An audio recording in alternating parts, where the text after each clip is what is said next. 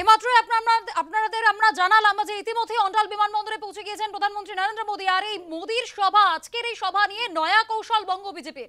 তার কারণ এই যে প্রধানমন্ত্রীর যে আমন্ত্রণ পত্র, সেই আমন্ত্রণ পত্রে জয় শ্রীরাম যেটা বিজেপির ধ্বনি, সেটাই বঙ্গ বিজেপির আমন্ত্রণ পত্রে উপস্থিত নেই। সেই কি দেওয়া আছে, ভারত মাতা কি জয়, জয় মা দুর্গা, জয় মা কালী। যেখানে জয় শ্রীরাম স্লোগান হয়ে গিয়েছিল, একেবারে কট্টর হিন্দুত্ববাদী বলে দাগিয়ে দেওয়া হয়েছিল, ঠিক সেই জায়গায় প্রধানমন্ত্রীর সভা, সেই সভায় আমন্ত্রণ পত্রে উল্লেখ করা হয়েছে একেবারে বাঙালিয়ানা জয় মা দুর্গা, জয় মা কালী।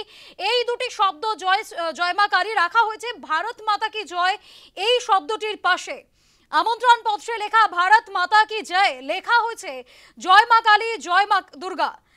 মোদীর সভা ঘিরে বঙ্গ বিজেপিতে নয়া কৌশল বলা চলে। ঠিক যেমনটা আমরা শ্রমিক ভট্টাচার্য যখন নয়া রাজ্য সভাপতি হয়েছিলেন, তারপরেই আমরা দেখতে পেয়েছিলাম যে তিনি কোথাও গিয়ে বাঙালি আনাকে আকর্ষণ করার চেষ্টা করছে বিজেপিতে। ঠিক সেই স্ট্র্যাটেজি আবার এই আমন্ত্রণ পত্রেও।